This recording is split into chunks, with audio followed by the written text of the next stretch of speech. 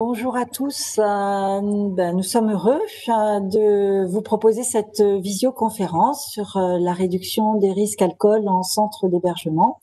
Je suis Isabelle Janès, chef de projet à la mission métropolitaine de prévention des conduites à risque.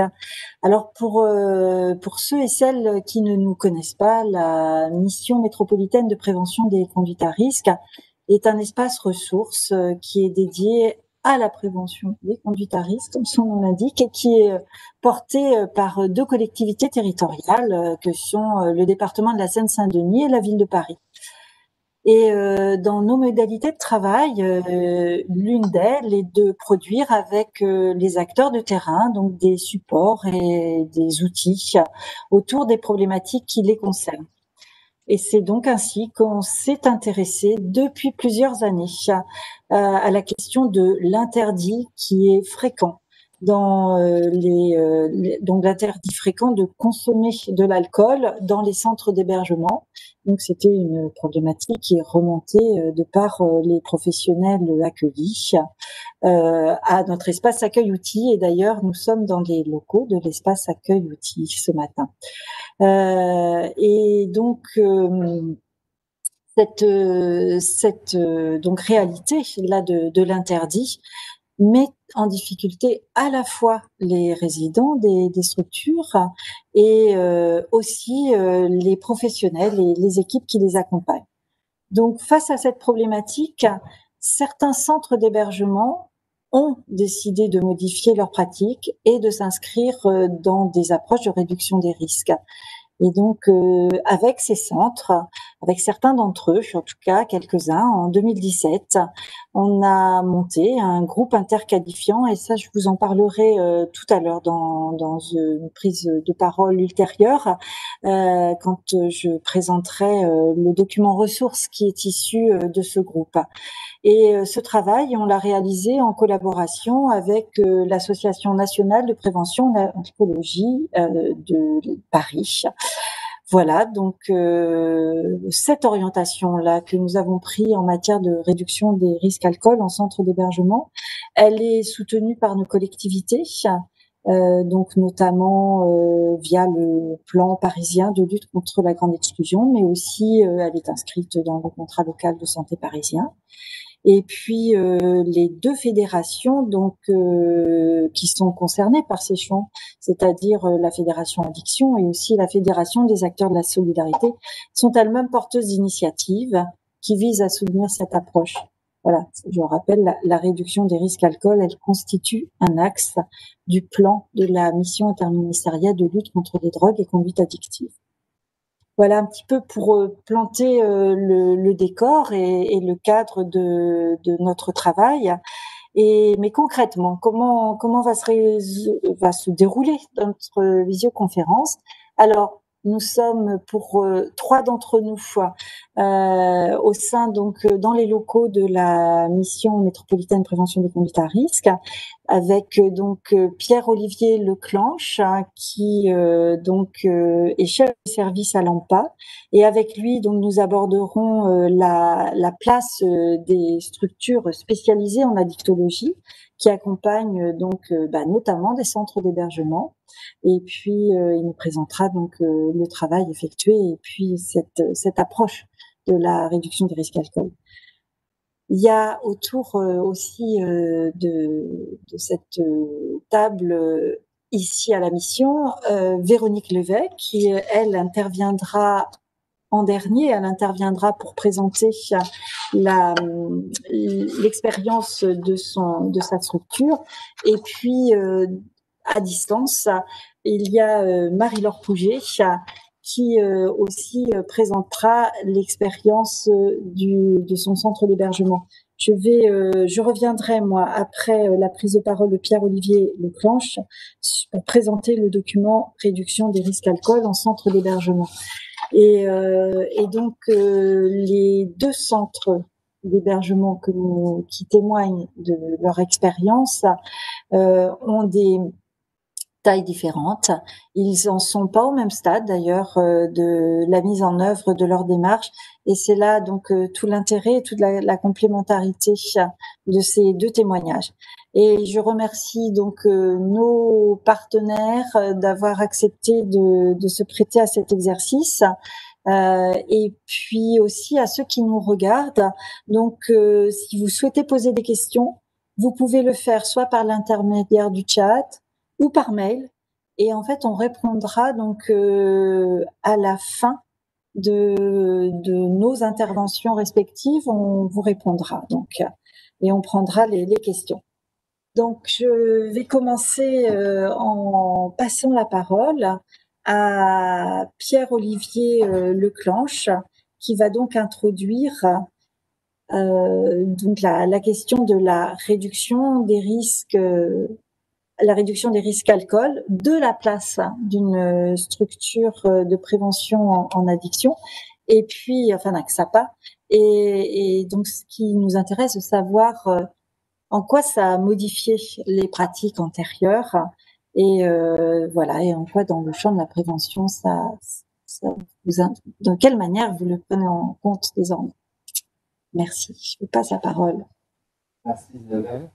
Donc, je suis Pierre-Olivier Leclanche, donc chef de service à l'AMPA. Donc, l'AMPA est une association nationale de prévention, de réduction des risques et de soins en addictologie. Donc, on m'a demandé d'introduire le sujet avec un petit peu d'histoire, même si l'idée n'est pas de vous faire un cours d'histoire sur l'éthanol, mais quand même d'avoir quelques repères, de garder en tête que l'alcool a occupé et occupe toujours une place particulière et importante dans l'imaginaire collectif en comparaison aux autres substances psychoactives en France.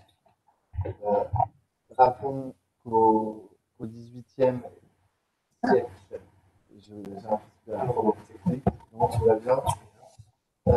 Au XIXe siècle et début du XXe, nous encourageons la consommation de vin à nos enfants, qui était servi à la cantine. Il était perçu comme fort. Ah, il y a un problème de micro. Excusez-moi. Rappelons qu'au donc, au 19e et 20e siècle, début du 20e, on encourageait fortement la consommation d'alcool. En 1866, Louis Pasteur, le célèbre Louis Pasteur, affirmait dans son ouvrage Études sur le vin qu'il peut être considéré comme la plus hygiénique et la plus saine des boissons. Donc à cette époque, on donnait également du cognac aux enfants pour les endormir et de l'eau de vie pour les soigner. Donc ça plombe quand même un petit peu le décor et notre rapport à l'alcool et l'histoire de notre rapport à l'alcool en France. Ensuite, la glorification de l'usage d'alcool se nuance peu à peu avec donc l'étendue des dommages qui est observée, des dommages sanitaires et sociaux liés à la consommation massive par la population. Le mouvement hygiéniste va notamment se développer sur l'idée ensuite qu'il faut contrôler l'usage d'alcool dans la classe ouvrière pour éviter sa déchéance morale. Et jusqu'à ce jour, aujourd'hui, nous allons maintenir cette forme d'ambivalence dans notre rapport à l'alcool en composant avec l'idée qu'il faut qu'il est vecteur de convivialité, de plaisir, d'amusement, et qu'il peut même vaincre les virus de l'hiver, mais qu'en même temps, il faut réglementer sa consommation pour réduire les dommages sanitaires et sociaux que sa consommation engendre, surtout chez les jeunes et les pauvres. Donc les nuisances nocturnes, les violences, les accidents routiers, le chômage, etc. C'est en ce sens d'ailleurs qu'a été promulguée la loi Evin en 1991.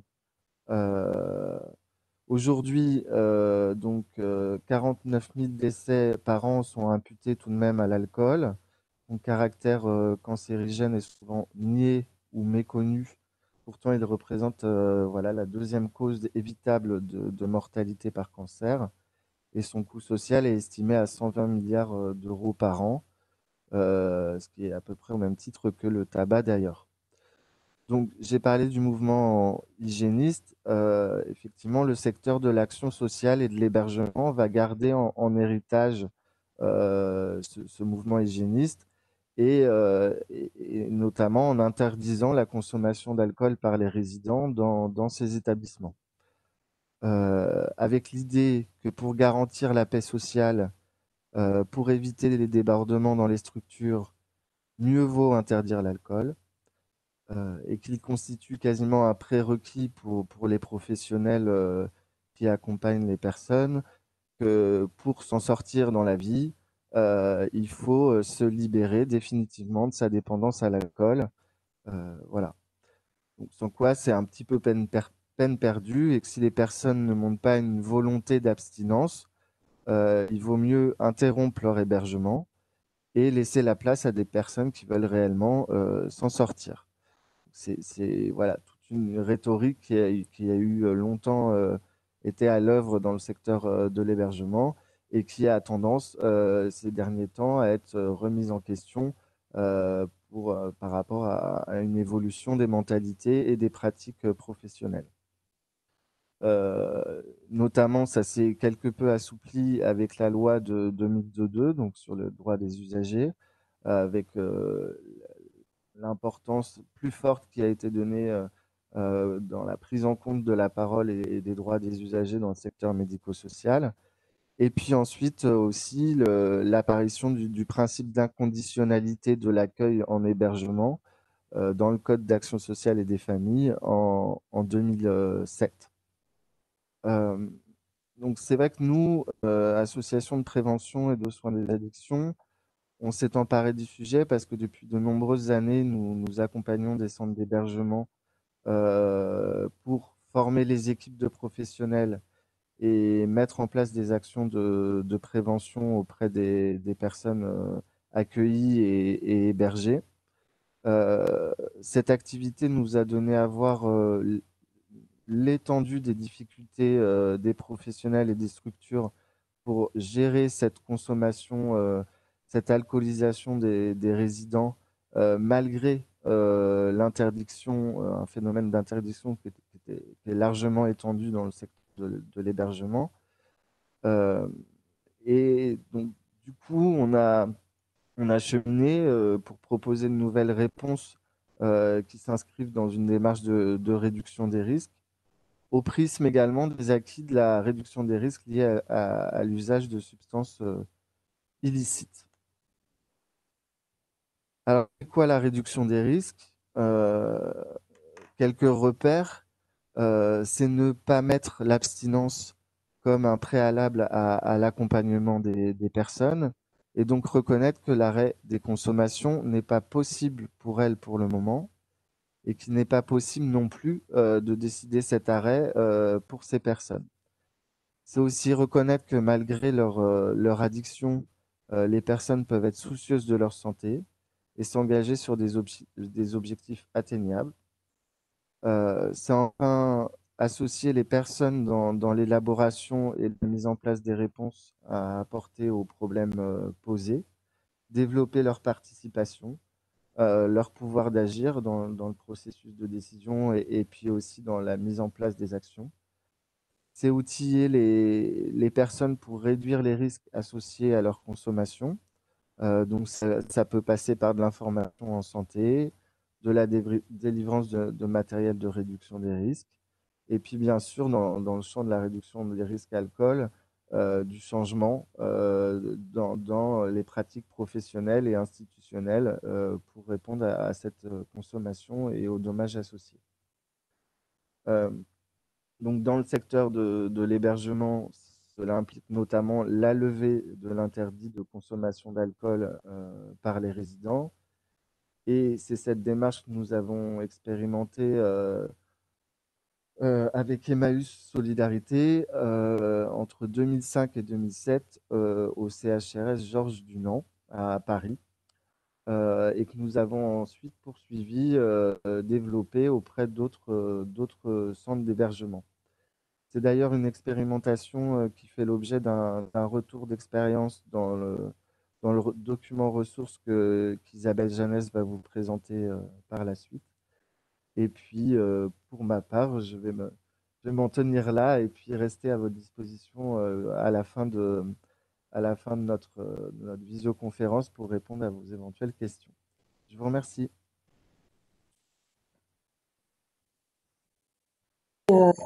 Voilà. Je crois que ça fonctionne. Donc merci à Pierre-Olivier pour cette Jérémy. Voilà, merci. J'ai mon collègue qui vient en soutien sur la technique parce qu'on va aussi mettre à l'écran donc le document ressources dont on parlait. Je remercie Pierre-Olivier pour sa présentation et puis donc le rappel des principes de la réduction des risques et des principes de la réduction des risques liés à l'alcool. Et on doute bien, les principes sont une chose, mais concrètement, comment ça se met en place et par quelles étapes on passe et donc c'est tout ce travail c'est toutes ces questions qu'on a mis au travail donc au sein d'un groupe et donc alors là, hop là est apparu donc très vite là à l'écran le document dont il est question. Voilà, réduction des risques alcool en centre d'hébergement. Ce document est donc le fruit d'un travail de longue haleine avec donc 7 centres d'hébergement. Et là, on va aller au sommaire comme ça, on voit apparaître à l'écran. Donc de centres qui se sont donc réunis au sein de ce groupe. C'est quoi un groupe interqualifiant? En tout cas, selon nous, notre définition.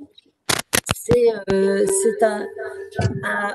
a une petite scène qu'on va régler. Voilà, c'est pas très long et ça y est, c'est réglé.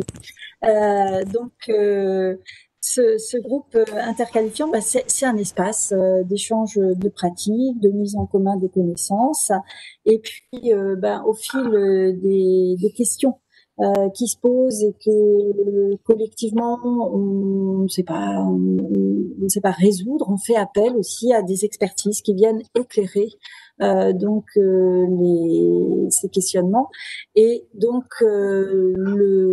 à l'issue de tout ce travail, on a décidé qu'il serait intéressant de produire un document qui capitalise à la fois les expériences des structures, donc qui sont donc 7 centres d'hébergement, 6 parisiens et 1 de Seine-Saint-Denis. Le SIAO 93 ont aussi participé à ce groupe de travail de XAPA, donc l'AMPA et l'AMPA 75, vous venez d'entendre son chef de service, et puis aussi le XAPA Opélia-Charonne. Et nous avons aussi un accueil de jour qui nous a rejoint pour sa compétence sur la thématique qui nous concernait. Et ponctuellement, on a sollicité des experts et c'est ainsi donc on a eu 4 rapports d'expertise, le point de vue du droit, le point de vue donc de la dictologie, le point de vue de la psychologie et bien sûr le point de vue de résidents, donc de personnes accueillies qui ont fait part de leur expérience aussi et de leur avis sur cette approche. Alors, toutes ces expériences, elles sont détaillées et donc on le voit, il y a plusieurs pages qui sont consacrées à chaque expérience de centre d'hébergement. Et pour relier et avoir une grille de lecture de tous ces témoignages, on a fait un travail collectif qui était donc de dégager ce qu'on a appelé 10 repères pour l'action. Et donc ces 10 repères, ils sont présentés sur une double page.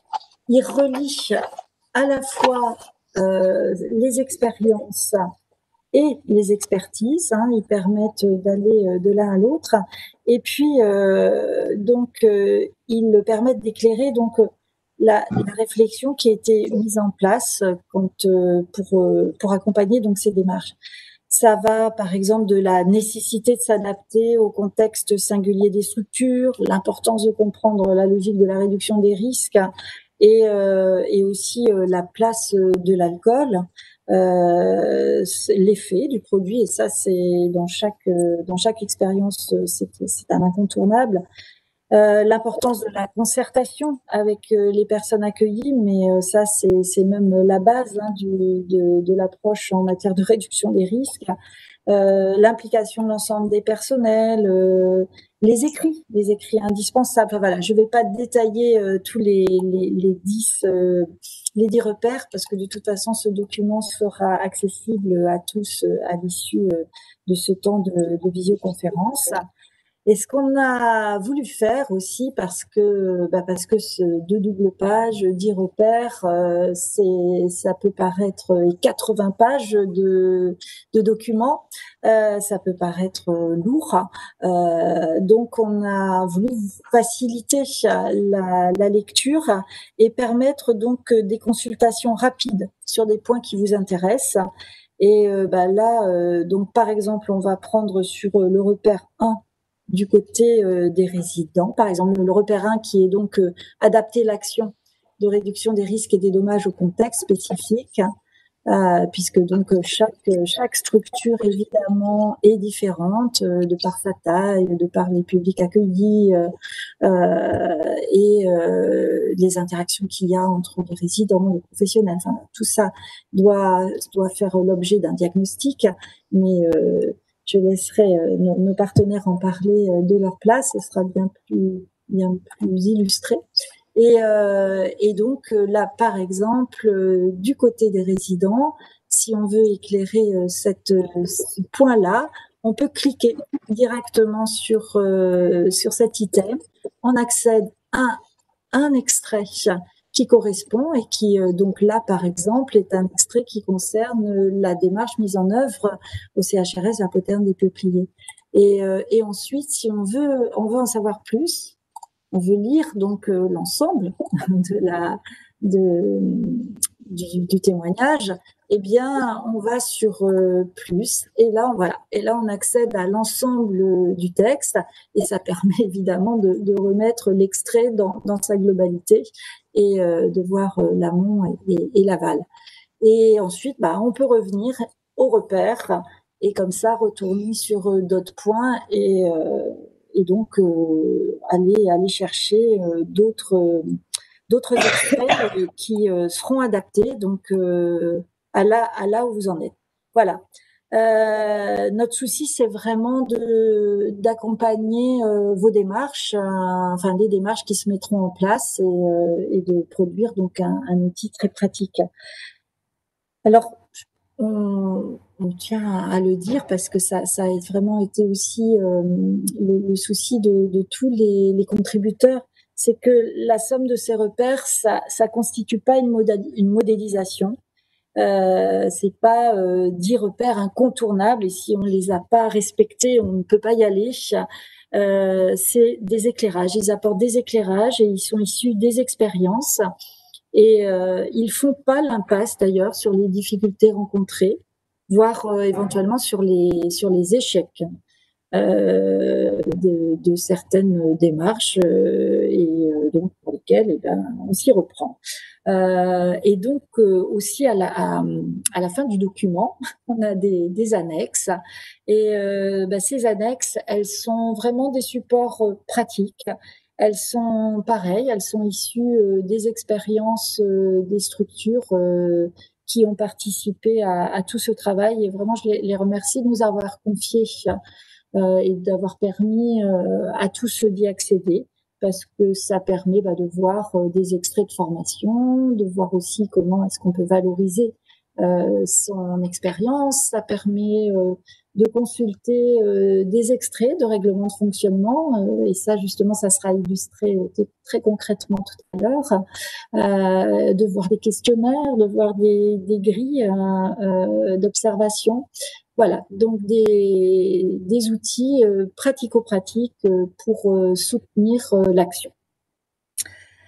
Voilà pour ce document qu'on vous invite à lire dans son intégralité, bien sûr, et donc avec cette subtilité là pour y accéder qui permet d'aller directement aux thématiques et aux extraits donc qui nous intéressent. Et donc tout à l'heure, je le disais, pour continuer à illustrer notre propos, et ben évidemment la parole est donnée maintenant à deux structures d'hébergement, donc deux centres d'hébergement qui n'en sont pas au même stade, qui n'ont pas la même taille, alors les deux sont parisiens. Et tout d'abord, on va commencer avec le CHRS de la Poterne des Peupliers, du pôle Rosa Luxembourg, qui fait partie du centre d'action sociale de la ville de Paris. Et donc, je remercie Marie-Laure Pouget d'être avec nous, qui est cadre socio-éducatif donc dans cet établissement, qui est un établissement public de 155 places situé donc dans le 13e arrondissement de Paris.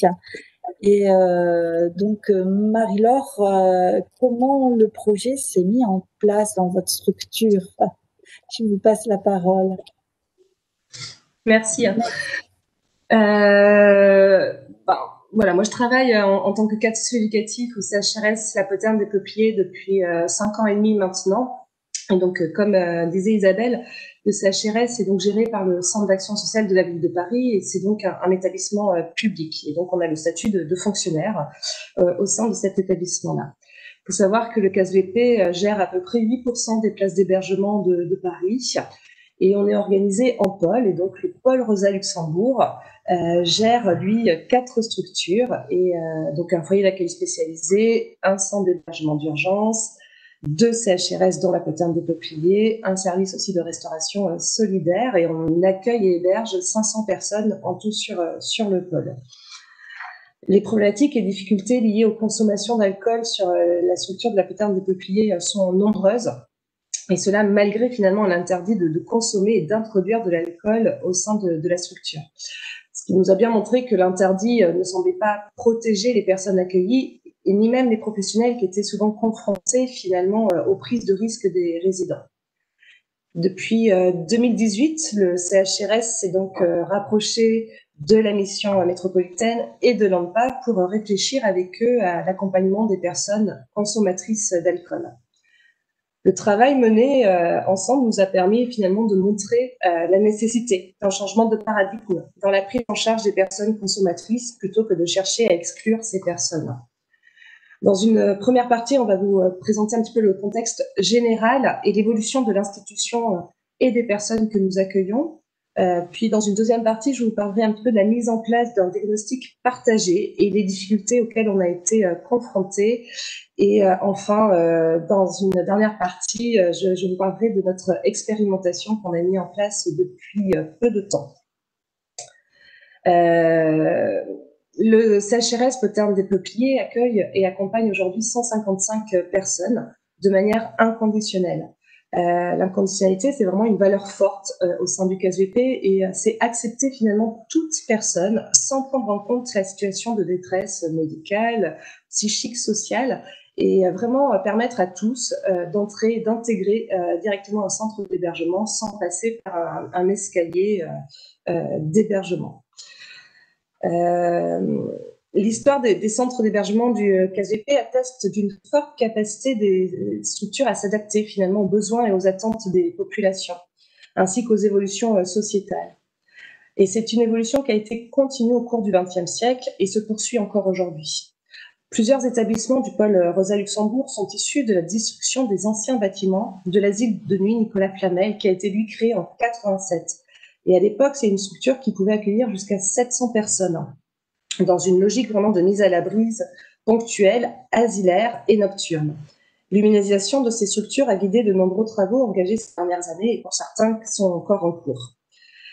Les locaux du CHRS Poterne des Peupliers datent finalement de 1994 et sont vraiment issus de cette destruction de Nicolas Flamel qui a permis d'être reconstruits sur plusieurs sites. Et ils ont été pensés au départ pour un accueil d'urgence. Et donc, c'était plus forcément adapté à l'accueil inconditionnel qu'on voulait mettre en place. Et de ce fait, le CHRS a été entièrement réhabilité et a réouvert ses portes en juillet 2013. Aujourd'hui, le résident a une chambre qui lui est réservée et c'est un espace qui peut être partagé parce que malgré le travail d'humanisation du CHRS, la majorité des chambres sont encore doubles aujourd'hui. Il est alors difficile de préserver l'intimité de chacun dans ces conditions et de nombreux conflits découlent de cette cohabitation qui n'est pas toujours choisie. Les résidents ils disposent de différents espaces collectifs, dont une salle de restauration, puisque la restauration est collective avec un déjeuner à dîner, une buanderie, une salle de télévision, des salles d'activité, cyberespace. On voit bien que ces évolutions illustrent vraiment le passage progressif d'une logique historiquement conçue comme de la mise à l'abri à une logique d'accompagnement social global. Nées du milieu carcéral, ces structures étaient vraiment gérées comme des centres à mesure judiciaire où les professionnels exerçaient une très forte domination sociale sur les usagers. Par exemple, la poterne des Peupliers disposait de chambres avec une fenêtre sur chaque porte, afin qu'on puisse vraiment observer les résidents et les surveiller, et surveiller surtout l'usage et la question de l'alcool était vraiment strictement fermée. Et vraiment, l'abstinence totale était prônée au sein de ces établissements-là. L'évolution du travail et des pratiques ont donc conduit à bouger et à réfléchir ce positionnement et à avoir une plus grande tolérance vis-à-vis des addictions. Cette structure donc, qui dépend du CASVP est gérée par une équipe de direction qui intervient sur l'ensemble du pôle et ensuite sur chaque établissement il y a donc un directeur adjoint, un cadre socio-éducatif et des équipes d'accueil, de restauration sociale, éducative et une équipe aussi médico-psychologique. Donc on a une infirmière et un psychologue et une vacation de psychiatre, 3 heures par semaine. La diversité des publics qu'on accueille est toujours plus importante. Le parcours de vie des résidents, la configuration des ménages, la diversité culturelle et d'origine sont particulièrement variées au sein de la poterne des Peupliers. C'est la contrepartie logique d'un projet d'accueil inconditionnel, mais c'est également un vrai défi, car les besoins d'accompagnement peuvent être très différents d'une personne accueillie à une autre. Voilà, donc la CHRS Poterne des Peupliers accueille donc vraiment de manière inconditionnelle toutes les personnes. En 2018, un ordre d'idée, c'est 30% des personnes qui sont arrivées au sein de la structure qui arrivaient directement de la rue. Et souvent dans un état très dégradé et rencontrant des pathologies multiples, tant sur le plan somatique que psychique. Les personnes qu'on accueille bénéficient à leur arrivée dans la structure d'une prise en charge socio-éducative. Donc un binôme est constitué, un référent social, un référent éducatif, et ce binôme va accompagner tout au long du parcours les résidents, qui ont une durée moyenne de séjour à peu près de 3 ans aujourd'hui au sein des établissements, ce qui est quand même particulièrement long. Il faut savoir que l'inconditionnalité fait aussi qu'on accueille un public en situation administrative instable et aujourd'hui, près de la moitié de nos résidents n'ont pas forcément de papier. Et du coup, ça complique aussi toutes les démarches d'accompagnement et l'errance institutionnelle au sein de la structure. En 2018, on a donc rencontré la mission métropolitaine et l'ANPA pour réfléchir avec eux à ces questions-là. Et on a mis en place assez rapidement un comité de pilotage pour suivre un projet autour de la réduction des risques. Ce comité de pilotage était composé de membres de la direction, de l'ANPA, de la NPTCR, mais aussi de professionnels de la structure et notamment 2 éducateurs qui ont mis en place un projet de formation et ont suivi un parcours en DU en addictologie. Il était important en tout cas d'associer un maximum les professionnels puis les résidents dans cette démarche-là. À l'issue de la mise en place de ce comité de pilotage, il a été rapidement décidé de faire un diagnostic et un peu une analyse de la situation, savoir où on en était finalement dans notre structure autour de la question de l'alcool. Et donc c'est dans ce cadre-là que l'ANPA a réalisé un état des lieux et a rencontré à peu près une vingtaine de résidents et 51 professionnels. On a donc associé les résidents, notamment en faisant des communications via le Conseil de la vie sociale, via aussi des affichages, et puis en mobilisant finalement les équipes socio-éducatives pour qu'ils mobilisent à leur tour les résidents autour de cette question-là. Qu'est-ce qui ressort finalement de ce diagnostic? Une majorité des personnes rencontrées estiment que la question de l'alcool et plus globalement la problématique des addictions est très présente sur la structure et a vraiment pris de l'ampleur ces dernières années. Les professionnels ont observé une augmentation des consommations à l'intérieur de la structure et pour certains expliquent cette évolution par l'évolution des pratiques de la direction en expliquant que les résidents ne sont plus exclus du fait de leur consommation. De façon générale, on voit que les professionnels semblent s'accorder sur la difficulté à avoir des pratiques partagées. Voilà, tout le monde n'est pas forcément cohérent dans la façon de répondre à cette difficulté-là. La connaissance et l'application du règlement de fonctionnement suscitent beaucoup de questionnements et ce qui est interdit n'est pas forcément clair pour tout le monde. Le sujet de l'alcool est tabou et les consommations d'alcool sont interdites dans le centre et donc ne facilitent pas finalement l'accompagnement dans la santé avec les personnes qui ont cette difficulté-là. Du fait, l'équipe ne parvient pas à appréhender cette réalité alors qu'elle constitue une problématique majeure qui empêche les personnes de se projeter. Cet interdit engendre chez les personnes des stratégies pour organiser leur journée en fonction de leur consommation. Les résidents ne sont donc pas toujours disponibles pour une démarche d'accompagnement. L'interdiction entraîne également des hyperalcoolisations avant d'entrer dans le centre, ce qui contribue parfois à générer des difficultés de cohabitation, des tensions, des violences.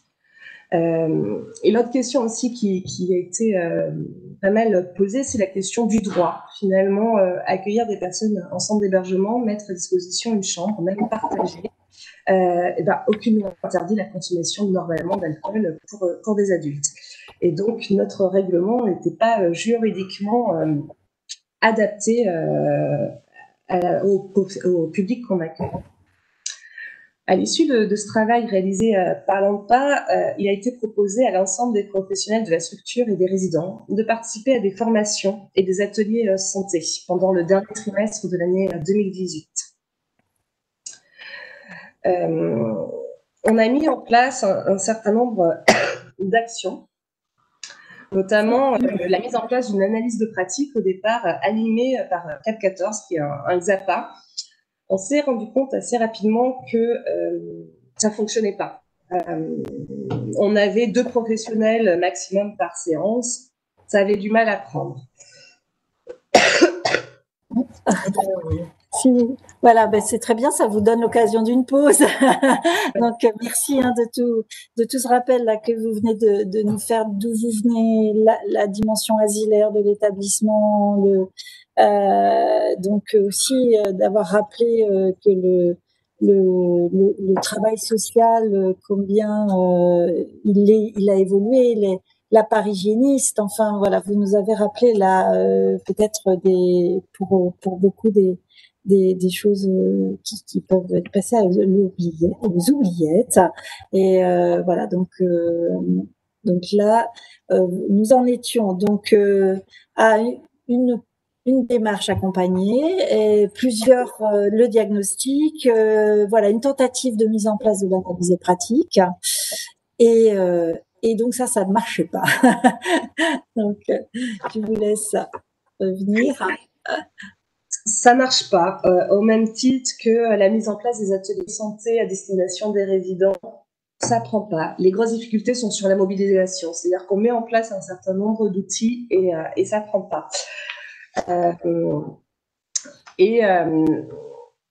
Une des mesures emblématiques finalement du projet autour de la RDR était de lever l'interdit de consommer au sein de la structure.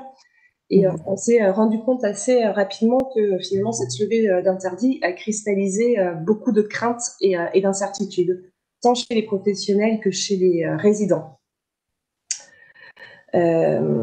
Voilà.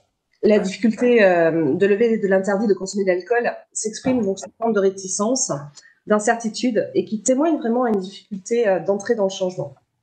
La majorité de ces difficultés émanent des professionnels qui sont essentiellement au service accueil et au service restauration. Il faut savoir que ces professionnels sont donc souvent en première ligne. C'est eux qui prennent souvent cette violence en direct. C'est des postes qui sont difficiles.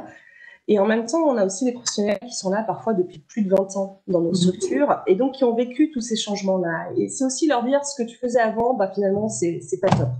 Et donc, ça a été compliqué. Il y a eu vraiment tout un travail d'écoute, d'accompagnement, de reformuler à chaque fois les difficultés. Et ça a mis du temps, beaucoup de temps. Et très rapidement, finalement, on s'est rendu compte qu'on a mis en place des groupes de travail pour travailler cette question-là, comment est-ce qu'on allait mettre en place ce projet.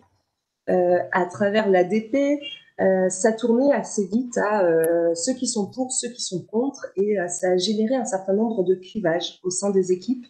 Et il a fallu vraiment tenter de répondre à cette difficulté-là, qui n'a pas été simple. Néanmoins, on a continué à avancer. C'est vrai qu'heureusement qu'il y avait aussi des professionnels qui étaient moteurs dans ce projet-là, le service éducatif notamment, une partie du service social. La direction était aussi partie prenante du projet, c'est-à-dire elle se mobilisait et intervenait. Et donc, assez rapidement, on a mis en place un calendrier où on a décidé de faire une expérimentation, notamment de la levée de l'interdit. Donc, il y a eu ces groupes de travail pour réfléchir où est-ce qu'on boit, est-ce qu'on va autoriser les consommations partout dans le CHRS ou pas. Le choix a été fait donc en groupe de travail avec des professionnels et des résidents qui étaient vraiment associés à chaque fois, de lever l'interdit dans les chambres. Donc, le résident aurait la possibilité de consommer dans sa chambre et de créer ce qu'on appelle, nous, une salle de consommation. L'idée de cette salle de consommation émane d'ailleurs d'une éducatrice qui questionnait finalement les personnes boivent de manière très massive à l'extérieur de la structure, de façon cachée parfois dans les chambres, et comment est-ce qu'on arrive à accompagner cette question de la consommation, comment est-ce qu'on peut réintégrer une notion de plaisir, de partage, d'échange et de convivialité. Et donc voilà, assez vite l'idée a été de mettre en place cette salle de consommation. On a choisi un petit espace qui donne sur une terrasse parce que l'alcool peut appeler le tabac, bon, ce qui n'est pas une obligation, mais en tout cas, voilà, c'est quelque chose qu'on a pris en compte. Et donc, on a décidé que les lieux seraient les chambres des résidents et cette salle de consommation avec présence de professionnels pour en réguler et pas forcément réserver l'espace qu'aux consommateurs. D'ailleurs, l'idée, c'était aussi que les non-consommateurs puissent se partager des moments avec les consommateurs. Certains vont boire une bière, d'autres vont boire un thé, et on va proposer des activités, des jeux, de l'écoute de la musique. On a aussi travaillé la question de comment évaluer cette expérimentation, parce qu'on voit bien qu'on avait énormément de craintes sur des ressentis, sur des représentations, et malgré les formations qui avaient pu être mises en place pour tous les professionnels, restait quand même un certain nombre de craintes et il fallait qu'on arrive à objectiver les choses. L'une des craintes, c'était vraiment l'augmentation des violences au sein de l'institution. C'est vrai que le CHRS Poterne des Peupliers est parfois confronté à des actes, des passages à l'acte de violence qui ne sont pas forcément d'ailleurs du fait de l'alcool, mais dans la représentation des agences, c'est souvent associé. Et donc, on a en groupe de travail, toujours, professionnels, résidents, l'AMPA, la mission métropolitaine, mis en place un certain nombre d'indicateurs pour pouvoir évaluer cette démarche-là. Ça allait de l'hygiène des chambres, le nombre de canettes retrouvées dans l'institution, le nombre d'appels à la police, aux pompiers pour évaluer finalement les risques, le nombre de signalements. Et donc, la mise en place des indicateurs a été faite en novembre. De novembre à début janvier, on a évalué finalement la structure, mais sans la levée de l'interdit, pour avoir une base de départ, quelque chose avec quoi comparer. Et à partir de janvier 2020, on a levé l'interdit de manière expérimentale. Et donc, au départ, pour une durée de 6 mois. Donc, début janvier, levée de l'interdit. On a fait un premier bilan en fin février pour voir un petit peu où en était la situation, notamment tous les freins qu'on avait pu repérer. Les premiers constats fin février, début mars, c'est qu'il n'y avait pas finalement de changement majeur de fonctionnement dans la structure. Certains professionnels commencent à constater que finalement, il est beaucoup plus simple d'aborder la question de l'alcool avec les résidents. Les craintes sont moins importantes, mais restent quand même présentes de la part des professionnels et des résidents. Et voilà, donc on a vraiment aussi pu noter une amélioration de la remontée des informations. Donc le suivi de nos indicateurs qui étaient remplis chaque semaine. Donc chaque agent, par exemple la lingerie, devait remplir un certain nombre d'indicateurs, les éducateurs aussi, les agents d'accueil aussi. Et c'est vrai qu'au début, c'était plus ou moins rempli, c'était une façon de rentrer en résistance. Et à partir du moment où ils ont compris que cette évaluation permettrait finalement de statuer sur la poursuite ou pas, on voit bien qu'ils ont commencé aussi, professionnels et résidents, à rentrer dans cette démarche-là de manière plutôt active et non plus passive. En plus de nos indicateurs, on a mis en place un certain nombre de questionnaires pour venir un petit peu mesurer des choses qu'on ne pouvait pas mesurer à travers des indicateurs. Et donc, voilà, les premiers constats sont que finalement, ça se passe bien. Pas de grosses révolutions comme on pouvait l'imaginer. Et ça suit son cours. Et puis est arrivé le mois de mars. Voilà, c'est ça, mars, le confinement. Très bien. Voilà, alors.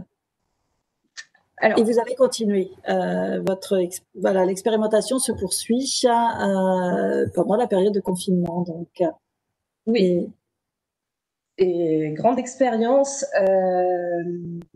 Alors, l'expérimentation se poursuit. Néanmoins, on n'a pas poursuivi le suivi des indicateurs. On avait vraiment des grosses difficultés de moyens humains et d'autres urgences à gérer à ce moment-là. Néanmoins, on a laissé la question de la levée d'interdit en gardant une vigilance et en observant un petit peu comment est-ce que les choses se passaient. Il faut savoir que sur le CHRS de la Poterne des Peupliers, à l'issue du confinement, la majorité, quasi même la totalité des professionnels se sont accordés à dire que finalement, le confinement s'était bien passé parce qu'il y avait eu cette autorisation-là. On a eu des résidents qui étaient plutôt apaisés, qu'on a réussi à mettre un accompagnement qui était suffisamment étayant pour éviter un certain nombre de débordements et le confinement s'est bien passé. On a pu comparer ce fonctionnement-là avec d'autres structures du pôle Rosa Luxembourg qui, eux, n'ont pas levé encore l'interdit et on s'est rendu compte que finalement, ces autres structures ont eu beaucoup plus de signalements, d'actes d'agressivité liés ou pas, encore une fois, à la question de l'alcool, mais en tout cas, les difficultés étaient beaucoup plus grandes sur les structures où il n'y avait pas la levée de l'interdit. Ça, c'était déjà un indicateur qui en soi était assez intéressant.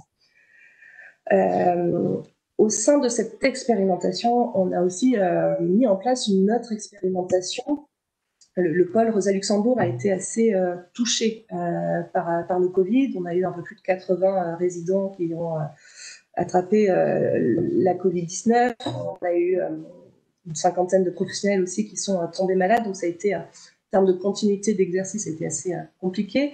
Et on a ouvert aussi à l'intérieur de notre structure une unité Covid sur un autre centre d'hébergement où on pouvait confiner les personnes qui devaient être confinées mais qui ne nécessitaient pas forcément d'une hospitalisation. Et à l'intérieur de cette unité Covid, qui accueillait entre 5 et 10 résidents par jour sur les mois de confinement, elle a fermé à peu près en juin, cette unité-là.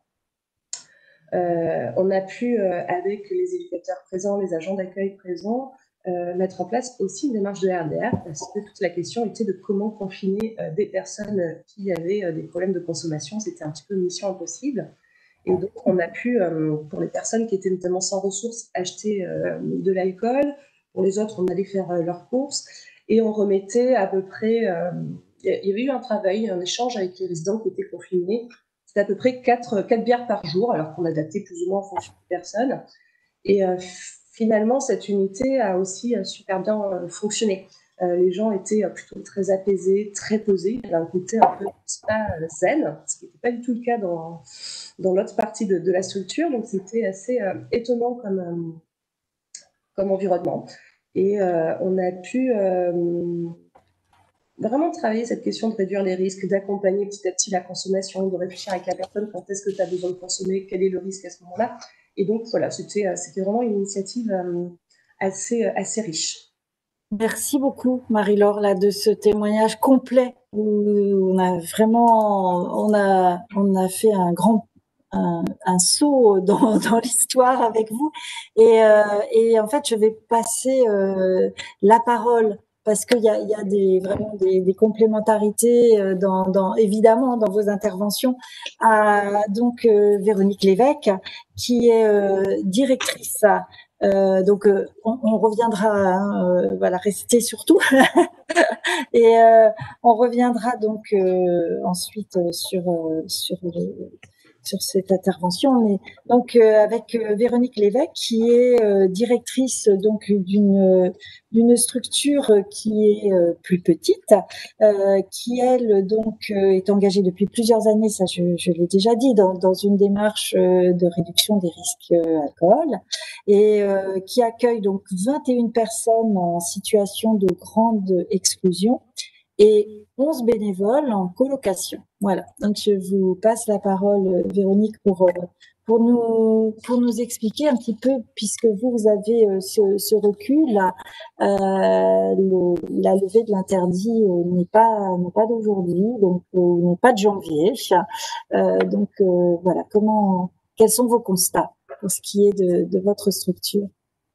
Merci Isabelle. Bonjour à tous. Donc, on ne parle plus en tout cas pour Valgiros d'une expérimentation. Aujourd'hui, c'est vraiment acquis et gravé dans le marbre du règlement intérieur du fait de permettre à tous les résidents qui le souhaitent de consommer de l'alcool dans des espaces privatifs et aussi des espaces communs de Valgiros. Donc, je rappelle juste que Valgiros est porté par l'association Captifs la Libération qui existe depuis une trentaine d'années, que cette expérimentation au départ a été financée par la RS Île-de-France et que les professionnels à l'époque ont été accompagnés par Mathieu Fiolaine dans cette mise en place de cette autorisation de consommer d'alcool et pilotée avec le support du SIAO Insertion 75 et du SOMI Social. Voilà, donc je vais être un petit peu plus rapide sur la genèse et le déroulement du projet. Comme a dit Isabelle, Valgiros accueille 20 personnes en situation de grande précarité, des populations migrantes, du monde aussi de la prostitution, avec des problématiques variées, troubles psychiques, comportements, addiction, isolement. Et donc vivre en colocation solidaire 11 bénévoles, donc des jeunes pros ou des jeunes finissant leurs études. L'idée étant de mettre sous le même toit donc une trentaine de personnes qui ne se sont pas choisies, mais par cette vie en commun, ce collectif permettent de se resociabiliser, de se poser, de réapprendre plein de rythmes de vie. Et en tout cas de vivre ensemble pour essayer de sortir en tout cas de ces situations compliquées. Toute petite équipe autour de ces 30 personnes. Il y a donc 2 travailleurs sociaux et moi-même qui suis directrice, donc on est peu nombreux. Il n'y a pas de gardien, il n'y a pas de personne d'entretien. Toute la gestion de la maison, qu'elle soit au niveau de la propreté, des courses, se gère entre résidents et bénévoles et équipes sociales. Alors, quel état des lieux? Je reviens en arrière, il y a 4-5 ans, un produit interdit dans le CHS, mais qui est omniprésent. Un règlement intérieur strict, la détention d'alcool est strictement interdite dans le CHS. La consommation est interdite dans le CHS et même, ça allait plus loin, dans un périmètre d'1 kilomètre en dehors du CHS. Désalcoolisation manifeste, des résidents qui consomment dans la rue, qui consomment autour du CHS, et à une période de pic d'alcoolisation en début de mois, au moment du versement des ressources, parfois associés à des incidents et à des interventions de services de secours. Et des travailleurs sociaux donc, qui doivent gérer à l'intérieur du CHS les effets de la consommation d'alcool. Des personnes qui se cachent pour boire, des personnes, donc, comme je l'ai dit, qui partent à la rue. Une très grande difficulté de parler d'un produit interdit. et d'être en vérité avec des personnes accueillies et de la difficulté associée à ces parcours de soins, difficulté de proposer ces parcours de soins. Donc les intuitions de départ de l'équipe à l'époque, c'était qu'aucune loi n'interdit à une personne de consommer de l'alcool dans son domicile, mais actuellement, interdire la consommation d'alcool dans son hébergement est donc la norme. Donc peut-on proposer un toit à une personne, mais la renvoyer à la rue pour boire? Ça a été la première question que l'équipe s'est posée. Pourquoi obliger des adultes à se cacher pour consommer de l'alcool? Comment réagir au comportement des personnes qui sont suralcoolisées dans l'établissement? Comment réagir aux crises de manque des personnes qui sont physiquement dépendantes à l'alcool et qui ne peuvent pas consommer cet alcool? Comment accompagner en vérité lorsque l'interdiction empêche d'en parler librement? Et pourquoi créer des espaces d'interdiction en France où trinquer est une pratique culturelle, comme l'a dit Pierre-Olivier tout à l'heure? Donc différentes étapes, je vais aller assez vite. On a commencé en été 2016 à peu près avec un premier séjour à l'extérieur, avec autorisation de boire sans se cacher, puis des formations pour l'équipe sociale, pour les bénévoles et pour les résidents. Alors c'était pas une formation pour les résidents, mais c'était une première sensibilisation. La présence d'alcool est vraiment apparue dans le CHS début 2017, à l'occasion de fêtes de Noël, pot de départ. La première vraie soirée avec présence d'alcool sans l'équipe sociale a eu lieu en février 2017. Voilà pourquoi des soirées, parce que nous vivons dans un petit collectif et que les temps festifs sont très importants et font partie de ce collectif. Le premier conseil de vie sociale concernant l'alcool a été présenté en avril 2017 et l'autorisation de détenir et consommer de l'alcool dans l'établissement est apparue vraiment en mai 2017. Donc suite à ça, il y a eu la mise à jour du règlement intérieur et autour de toutes ces étapes que je viens de décrire, des différents COPIL, différentes réunions, un dépôt de dossier à l'ARS, enfin, je ne vais pas développer, mais voilà, en tout cas, l'expérimentation a vraiment été présentée aux financeurs en janvier 2018 et on a commencé à parler, nous aussi, de cette expérimentation-là auprès d'autres centres d'hébergement en janvier 2018. Alors, quel résultat de l'expérimentation, qu'on appelait expérimentation, au bout de 6 mois d'accueil avec alcool, une consommation d'alcool accompagnée. Donc, comme je l'ai dit, des temps de convivialité organisés intentionnellement par l'équipe salariée et par les bénévoles résidents, des pots de départ, avec la présence d'alcool. Donc, la possibilité de boire de l'alcool sur des temps collectifs et de boire cet alcool aussi dans ces espaces privatifs. Et des rendez-vous d'accompagnement dans un café à l'extérieur avec consommation d'alcool. Une parole qui se libère progressivement. On s'intéresse aux manières de boire et non pas aux quantités consommées. Donc c'est pas le combien tu bois, mais c'est comment tu bois. On parle aussi des effets recherchés et pas seulement des risques et des dommages qui sont associés. La consommation d'alcool devient progressivement moins honteuse et on respecte le silence des cœurs qui ne souhaitent pas parler et le silence de ceux qui ne veulent pas parler. Donc à côté de cela, ce qu'on a appelé nous un événement silencieux, c'est-à-dire une très forte diminution des consommations d'alcool dans la rue autour du CHS.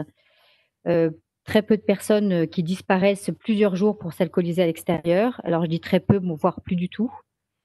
Pas d'incidents de violence physique.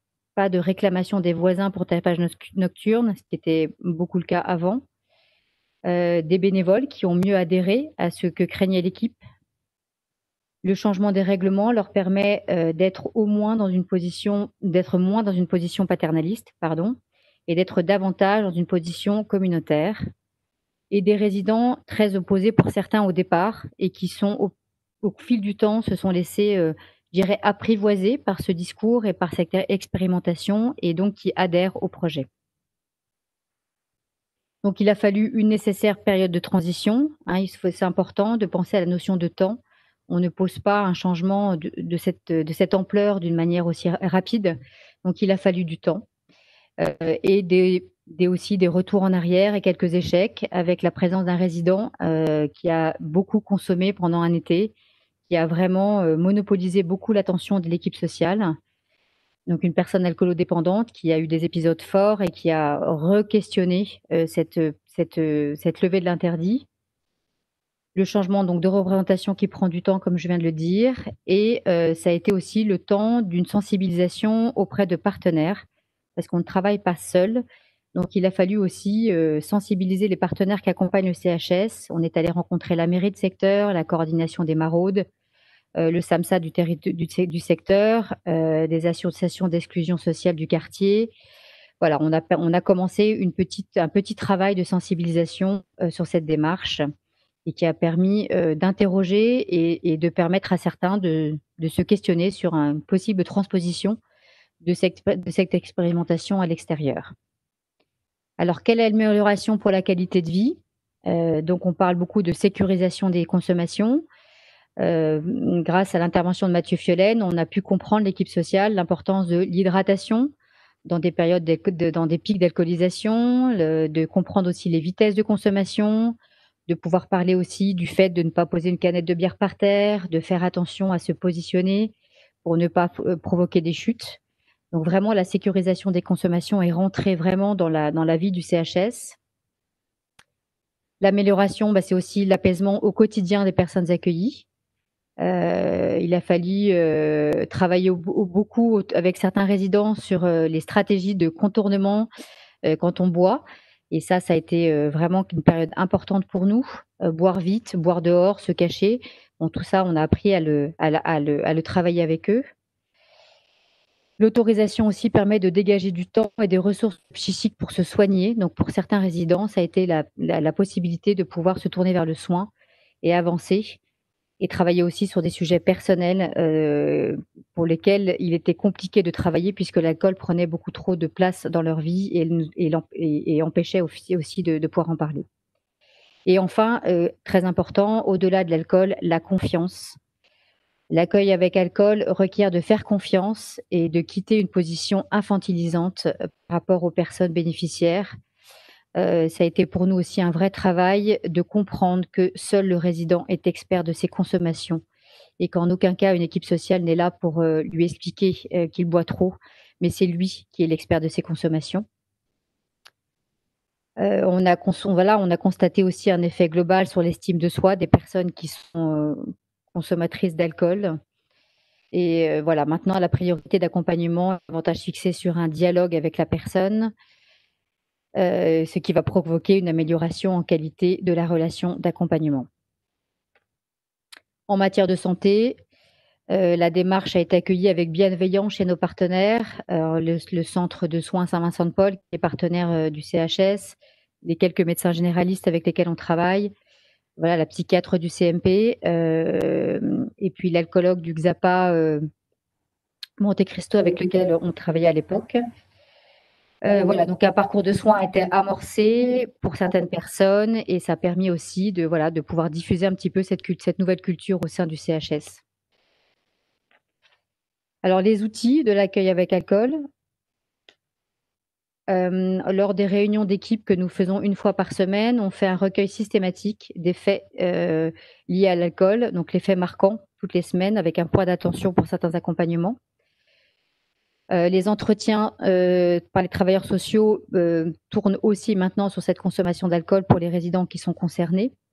Donc soit dans les bureaux, soit à l'extérieur du CHS. On a vraiment imaginé d'autres manières d'accompagner ces personnes-là et inventer, innover un peu le boire avec, c'est-à-dire que certains travailleurs sociaux sont amenés à aller boire une bière à l'extérieur du CHS et faire un entretien social autour d'une bière dans un café. C'est un petit peu novateur, mais ça permet aussi de créer un autre cadre d'accompagnement. Et puis, au sein du CHS, on a toujours un petit stock de sécurité, de bière et d'alcool pour les personnes dépendantes physiquement et pour limiter et temporiser les crises de manque. Les méthodes de travail, grâce à Mathieu Fiolaine, on a mis en place une grille d'analyse psychologique, comme l'appelle Mathieu Fiolaine. C'est pas un protocole ni un calvaire d'entretien, mais c'est un référentiel pour structurer un petit peu les entretiens formels avec des thèmes comme les éléments contextuels de la situation, qui, quand, où, les éléments sur la manière de boire, quel type d'alcool, le rythme, la temporalité, le contexte d'usage, les fonctions du boire, voilà, quelles sont les fonctions recherchées, est-ce que c'est une fonction antalgique, un somnifère, pour permettre d'être plus à l'aise dans la vie sociale. La partie sur les bénéfices-risques et les dommages repérés, l'historique et l'anamnèse dans la consommation, Il y a aussi le questionnement du professionnel. Quelles sont les difficultés du professionnel pour accompagner la personne, les difficultés, les besoins, les attentes. La parole de l'usager qui est importante, c'est ce qu'on a dit beaucoup. Et ce qu'on pourrait mettre en place, voilà, comme outil de RDRA avec ces personnes-là d'une manière individuelle. Un nouveau règlement intérieur, comme je l'ai dit, donc fin 2017, début 2018, le règlement intérieur a été modifié, acté en CVS et écrit donc dans le marbre, comme je disais, conformément à la loi. La consommation d'alcool est autorisée dans le CHS, dans les espaces communs, mais aussi dans les chambres. Et la consommation dans les espaces communs se fait prioritairement dans une intention de convivialité. Chacun s'engage à respecter cette consommation, à rester responsable de sa consommation, à ne pas gêner les autres. La consommation d'alcool ne justifie évidemment pas d'enfreindre les règles de vie du centre, ni de manquer de respect aux autres résidents. Et les pratiques d'alcoolisation doivent se faire dans un souci du collectif, de respect de ses colocataires. De même, les personnes qui consomment de l'alcool ne doivent pas faire l'objet de comportements ou de paroles discriminatoires liés à leur consommation. Et enfin, concernant les temps nécessitant une participation active, comme les CVS, les rendez-vous d'accompagnement sociaux, il est demandé à chacun de veiller à être à ce moment-là en état pour une bonne participation. Alors, les perspectives et les limites, bien évidemment, rester vigilant. Le cadre de l'accueil avec alcool est plus subtil à expliquer et à faire respecter que l'interdiction.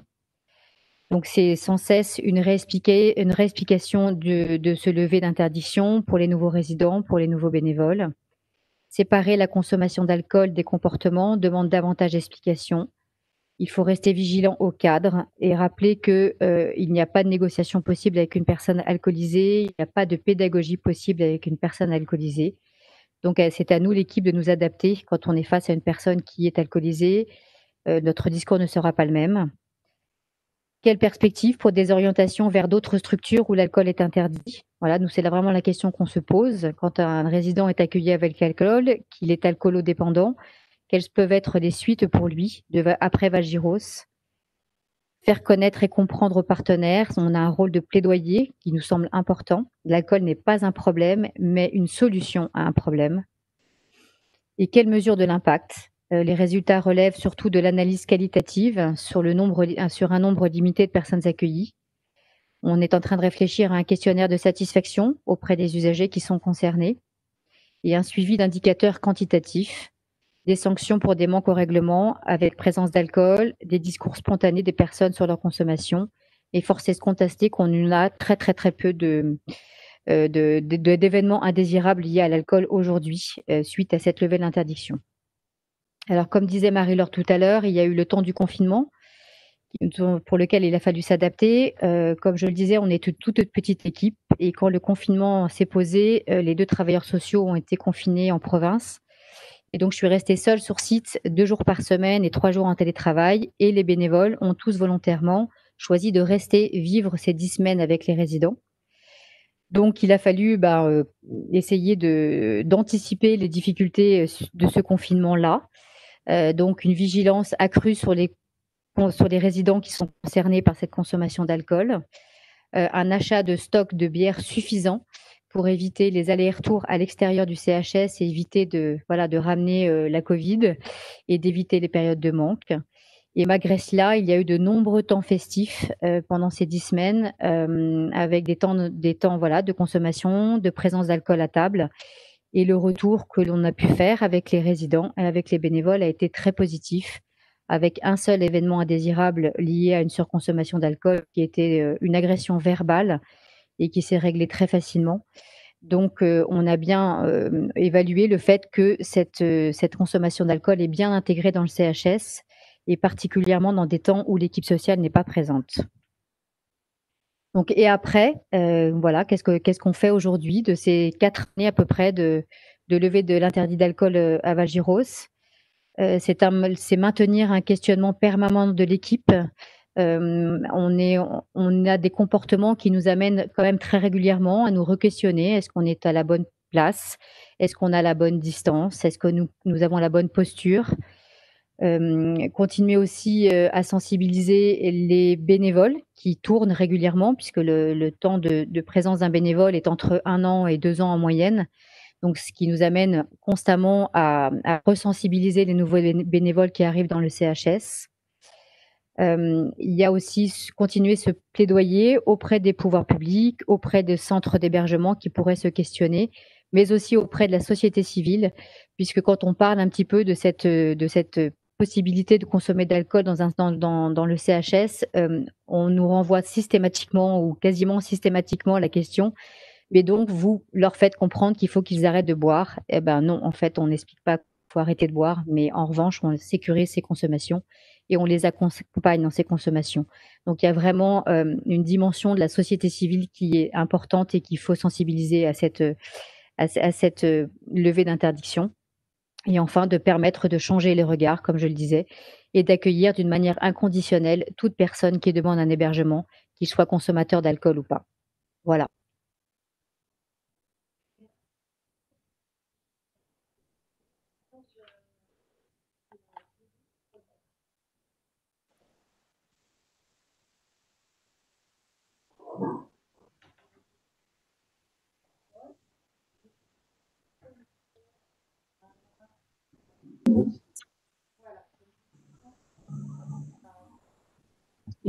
Ça y est, le micro s'est mis en. Désolé, voilà, le micro n'était pas branché, donc je remercie. Je remercie le dernier témoignage évidemment de Véronique Levesque et qui illustre donc très concrètement que signifie sécuriser les consommations d'alcool, accueillir avec l'alcool. Là, vous avez été très précise. Il y a des questions qui sont arrivées, qui sont aussi des questions précises et qui renvoient à des problématiques qu'on a abordées collectivement et qui forcément, et aussi vous les prenez en compte dans vos accompagnements. C'est une question donc là qui nous demandait, mais comment se passe, alors je vais commencer avec Marie-Laure, c'est comment se passe la cohabitation avec des personnes qui ont un objectif d'abstinence. Et il y a aussi d'ailleurs une question qui est en lien avec l'abstinence et là qui a à voir à l'intervention qui concerne le CHS Val-Viros, c'est est-ce que vous gardez aussi une chambre pour les personnes qui effectuent des cures ou qui sortent de cure, donc voilà, qui en tout cas sont aussi dans des démarches d'abstinence liées à l'alcool. Donc voilà, 2 questions qui tournent autour de la cohabitation des publics qui ont des problématiques liées à l'alcool, consommateurs et non consommateurs, mais surtout non consommateurs avec un désir d'abstinence. On apporte, on va dire, une vigilance assez particulière sur les difficultés de cohabitation, mais qui ne sont pas forcément liées en fait à des problèmes d'alcool.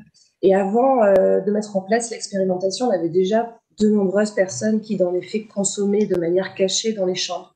Donc c'est pas, ça n'a pas fait un gros changement.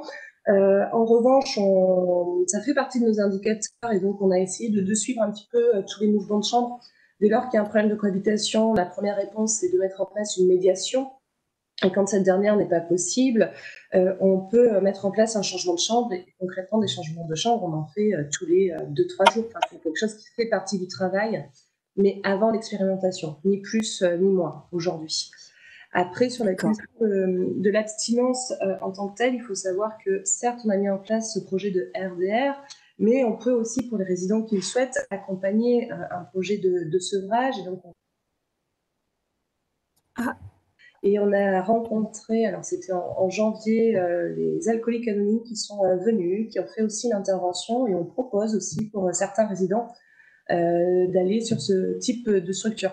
L'idée, c'est qu'il n'y a pas une réponse unique finalement. Ça peut être l'abstinence pour certains, ça peut être une cure de sevrage, ça peut être la consommation encadrée. C'est voilà, c'est d'essayer de proposer un panel de réponses face à cette problématique-là. Merci. peut-être, j'adresse aussi cette question à Marie-Laure Pouget, savoir si il y a des chambres, voilà, une chambre qui est réservée. Non, pas à Marie-Laure, à Véronique Lévesque que je regarde en plus.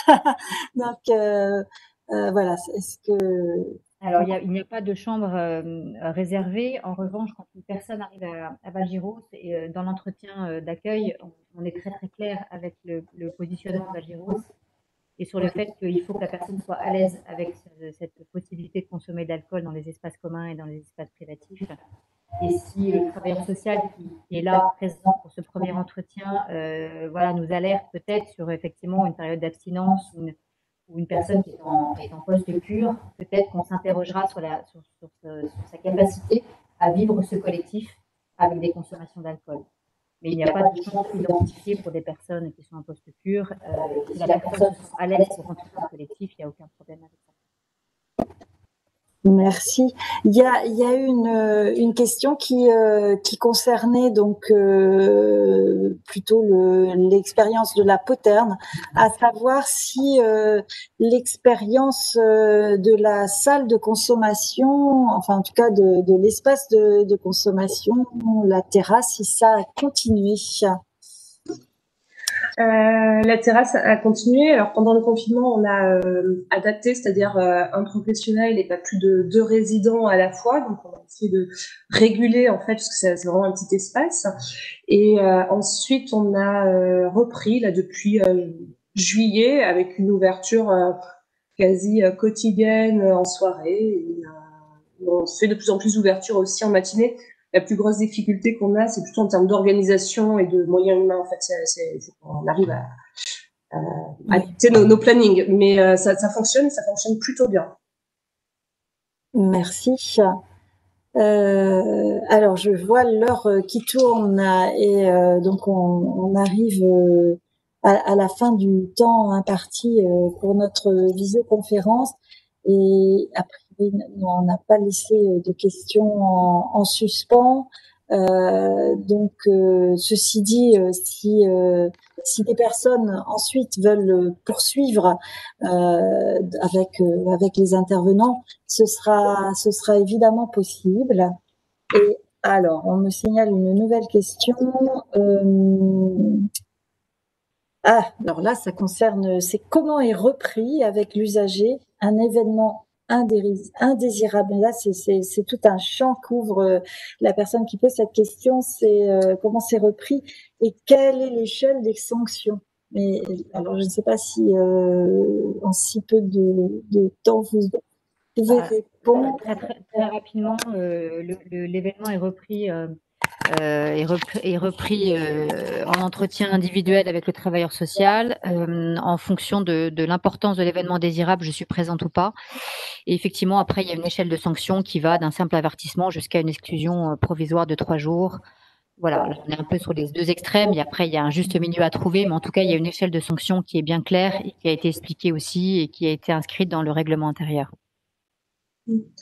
Pour nous, l'idée, c'est vraiment d'adapter aussi la sanction, enfin, qui est quelque chose d'éducatif aussi dans la sanction. Donc, après, les sanctions et des éléments indésirables, il peut y en avoir, et il y en a tous les jours, mais qui sont pas forcément liés à l'alcool. Donc, finalement, c'est vraiment le même type de sanctions qui peuvent en effet aller d'un simple avertissement, une simple reprise à des choses plus graduées et jusqu'à des exclusions. Et s'il y a exclusion, l'idée, c'est aussi de trouver une solution à ce moment-là à la sortie. En général, c'est quand il y a vraiment des passages à l'acte extrêmement graves qu'il y a exclusion, et on tente toujours de travailler et avec le SIAO et avec le pôle Rosa Luxembourg pour tenter de réorienter la personne sur éventuellement une autre structure. Merci à l'une et à l'autre. Peut-être, je ne sais pas si Pierre-Olivier, vous vouliez ajouter une réponse par rapport aux dernières problématiques.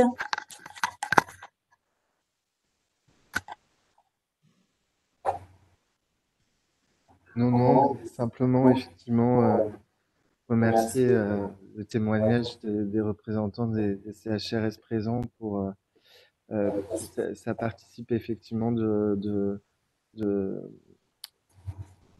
notre capacité à avancer sur ces sujets-là, de pouvoir avoir des expériences vraiment précises et aussi riches sur les expérimentations qu'ils ont menées, et que effectivement le fait d'être accompagné par une structure ou un professionnel tiers dans cette démarche peut être source de voilà, peut aider à amener les équipes à cheminer sur le sujet.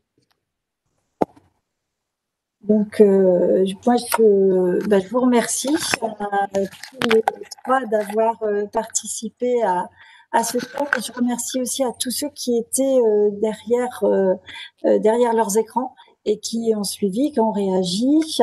Donc, évidemment, cette visioconférence sera ensuite disponible et donc il sera possible de réécouter les points qui peut-être sont passés trop vite pour certains. Donc, le document, comme je l'ai déjà dit, pareil, sera aussi mis à disposition. Et donc, vous l'avez bien compris que cette contribution-là qui est la nôtre, c'est une contribution collective et partagée.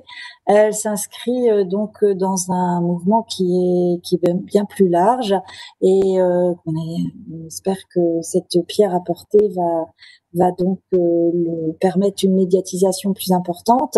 On a entendu les moments de confinement et les deux témoignages des centres d'hébergement qui autorisaient les consommations d'alcool et qui accueillent avec de l'alcool. Donc les confinements se sont passés dans des conditions bonne et ça c'est important et donc effectivement et par ailleurs justement cette crise sanitaire a aussi été l'occasion de rappeler que disposer de réserves d'alcool est important et donc ça c'est donc aussi un bouleversement pour pas mal de structures. Donc voilà, des démarches à suivre, des marches plurielles, et donc on continuera à alimenter la réflexion, à mettre des documents ressources en ligne, à les partager, et donc un grand merci à tous ceux là qui ont témoigné.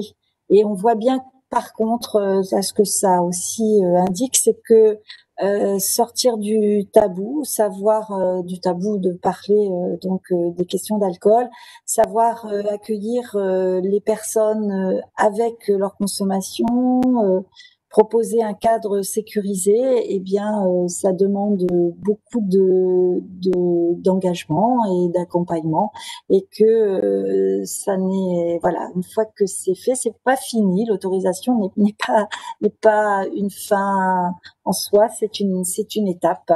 Et donc, eh bien, à bientôt pour la suite de ces démarches. Et bonne journée à tous. Merci.